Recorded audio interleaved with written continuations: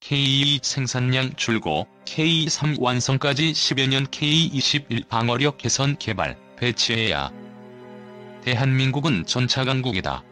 자유민주주의 국가 중 미국을 제외하고 한국보다 전차를 많이 가진 국가는 없다. 육군의 전차는 구형 모델도 많지만 높은 성능의 3세대 전차를 1,500대 넘게 운용 중이다.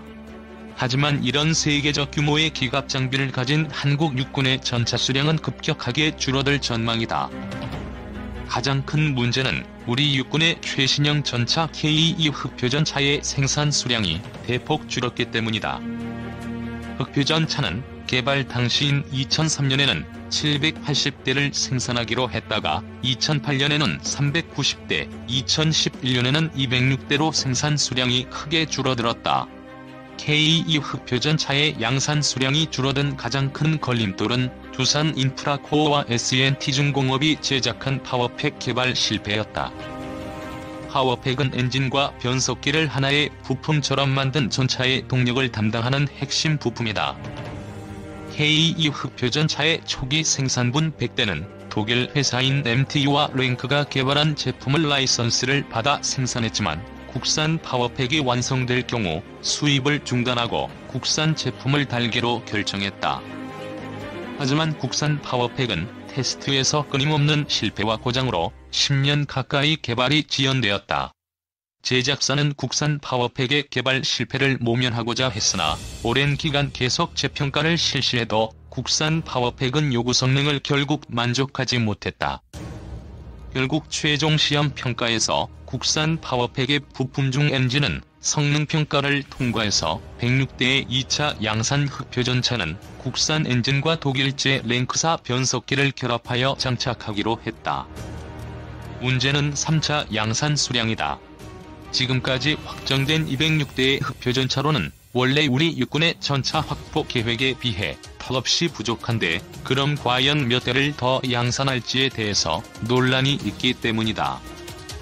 원래 계획했던 3차 양산 수량은 118대였으나 육군이 54대로 그 수량을 축소하려고 한다는 보도가 여러 매체에서 나오고 있다. 만약 3차 양산이 알려진 54대로 줄어들면 흑표 전차는 260대에 불과하게 된다. 우리 육군의 K1 전차가 1027대, K1A1 전차가 484대인 것에 비하면 생산 수량이 크게 적은 편이고 전차 전력이 우리보다 크게 약한 일본 자위대의 90식 주력 전차 생산 수량인 340대보다도 적다. 흑표전차가 260대까지 생산되면 한국 육군이 가진 가장 오래된 노후 전차인 M48A3K를 모두 퇴역시킬 수 있지만 그 다음으로 오래된 전차인 480여 대의 M48A5K는 아직 퇴역과 도태 일정을 잡을 수도 없는 실정이다. M48A5K는 구형 M48을 미국에서 들여와 한국의 현대전공에서 여러가지 개조를 하여 배치한 전차로 엔진, 주포, 사격 통제 장비, 일부 구조물을 새롭게 붙였으나 시대에 너무나도 뒤떨어진 전차라는 것은 명확하다.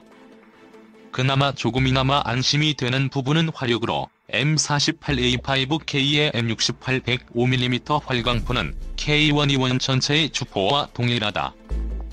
K121에 사용할 신형 대전차 운동에너지탄이나 각종 신형 포탄을 개발하면 M48A5K에도 그대로 사용할 수 있어 지속적으로 성능 개량의 여지는 있다. 부족한 야간 사격 능력과 표적 획득 능력도 수고스러운 부분은 있지만 예산을 들여서 개량하지 못하는 것은 아니다. 문제는 전차의 신뢰성과 방어력이다. 전차 역시 무기인 만큼 전투력뿐만 아니라 원하는 시점에 원하는 만큼 보장 없이 무사히 임무를 수행할 수 있는지가 중요하다. 하지만 M48A5K는 지나치게 노후화되어 수리 비용과 기간이 K121이나 K1A2보다 더 많이 들고 수리한 만큼 안정적인 가동률을 보여주지 못하기 때문에 문제가 심각하다. 방어력도 마찬가지다. M48A5K는 북한의 현대적인 대전차 미사일이나 대전차 로켓의 공격에 매우 취약한 부족한 방어력을 가지고 있으나 이를 해결하기 위해 추가적인 장갑을 붙이기는 곤란하다. 장갑을 붙이게 되면 그 무게를 감당하기 위해 현가장치도 개조해야 하고 전차가 움직일 때 생기는 고장이나 부담도 더 커지기 때문이다. K-21 보병 전투차는 보병을 수송하는 것은 물론 보병에게 화력 지원을 하기 위해 만들어져서 전차포탑을 K-21 차체에 붙이면 간단히 경전차가 된다. K-21 보병 전투차. 물론 M48 전차의 대규모 개량이 불가능한 것은 아니다. 이스라엘, 이탈리아, 대만 등 세계의 여러 나라에서 M48과 M60 전차를 대규모로 개량한 사례가 많다. 문제는 우리 육군의 M48은 이미 충분히 노후화돼서 큰돈을 들여서 개발하자니 남은 수명이 얼마 남지 않고 고장도 빈발할 것으로 예상돼 경제성이 부족하다. 대안은 있을까? 우선 현재 대안으로 언급되는 내용들이 영 마뜩찮은 것은 사실이다. 가장 이야기가 많이 된 것은 K-21 보병 전투차를 개조한 K-21 경전차를 생산하는 것이다. K-21 보병 전투차는 보병을 수송하는 것은 물론 보병에게 화력 지원을 하기 위해 만들어져서 전차포탑을 K-21 차체에 붙이면 간단히 경전차가 된다. K-21 제작사인 한화디펜스는 벨기에 CMI 디펜스가 제작한 코코릴 포탑을 얹은 K-21 CTCV-105와 K-21 XCA-120 두 가지 경전차 모델을 한국 육군과 수출 시장에 제안 중이다. K-21 경전차의 장점은 우수한 화력과 유지비다.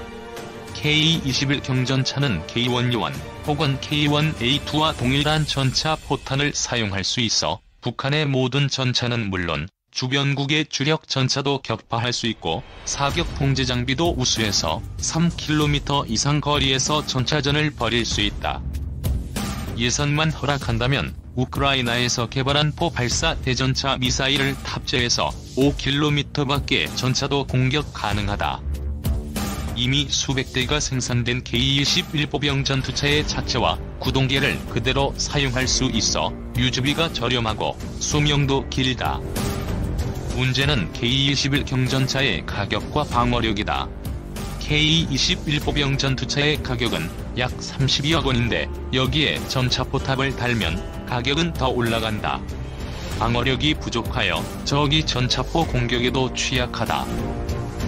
북한군의 RPG-7 대전차 로켓 공격에 방비가 안 된 것은 아니지만 사실 방어력 면에서는 M48과 별반 차이가 없다. 이 때문에 K1A2 전차의 재생산, K3 차기 전차의 조기 개발이 논의되고 있지만 적절한 대안은 아니다. 이미 생산 라인이 닫히고 성능 개량만 하는 K1A2를 재생산해도 가격이 흑표전차와 큰 차이가 없을 것으로 예측된다.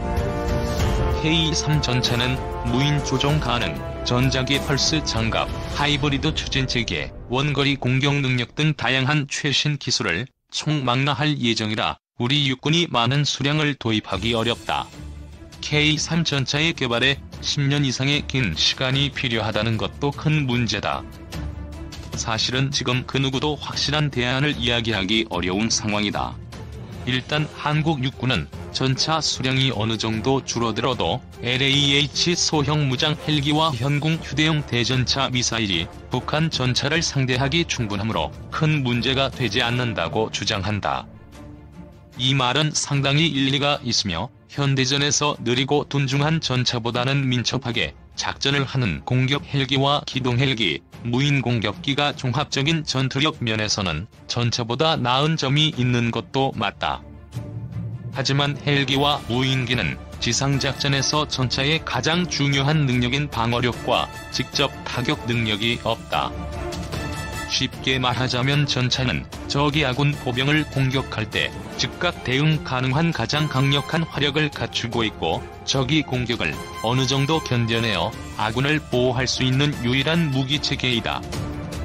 20세기의 전차가 지상전의 왕자였다면 21세기의 전차는 지상전의 버팀목인 셈이다. 화력지원 차량은 보병과 같이 작전하면서 전차 수준의 방어력을 가졌으므로 러시아군이 체첸 전쟁에서 막대한 차량 피해를 입은 후 만든 BAMPT가 그 시초다. 러시아의 화력 지원 차량인 BAMPT-72 터미네이터-2. 개인적 의견으로는 언론 보도대로 K2 흑표전차의 최종 양산 수량을 260대로 감축하되 K21 경전차보다는 K21의 방어력을 개선한 화력 지원 차량을 개발, 배치해야 한다. 화력 지원 차량은 보병과 같이 작전하면서 전차 수준의 방어력을 가졌으므로 러시아군이 체첸 전쟁에서 막대한 차량 피해를 입은 후 만든 BAMPT가 그 시초라고 할 수 있다. 특히 이런 차량은 다양한 종류의 기관포와 로켓, 미사일을 장착해 시가지 작전에서 그 위력을 발휘하는데 K21 보병 전투차에서 인원 탑승 능력과 포탑을 제거한 다음 그 남은 여유 중량으로 추가 장갑을 장착하고 현재 개발 중인 차세대 상륙돌격 장갑차에 탑재할 무인 기관 포탑을 탑재하여 개발이 가능하다. K1, K1A2, K1E1 전차를 운용하는 기계화 부대에 화력 지원 차량을 추가 배치하는 대신 전차 수량을 다소 줄여남는 K1E1으로 M48A5K를 대체하면 지상작전에서의 종합 전투력은 더욱 향상될 것이다. 물론 이제안도 여러가지 해결해야 하는 선결 조건이 있는 것은 사실이다. 하지만 21세기 미래 지상작전에서 드론과 로봇, 헬리콥터와 미사일이 전차의 역할을 대신할 수 없음은 명백하다. 미래 지상전에서 승리하기 위해 한국 육군이 부단한 노력과 연구를 경주하고 있는데 이 문제 역시 진지하게 고민하리라 믿는다.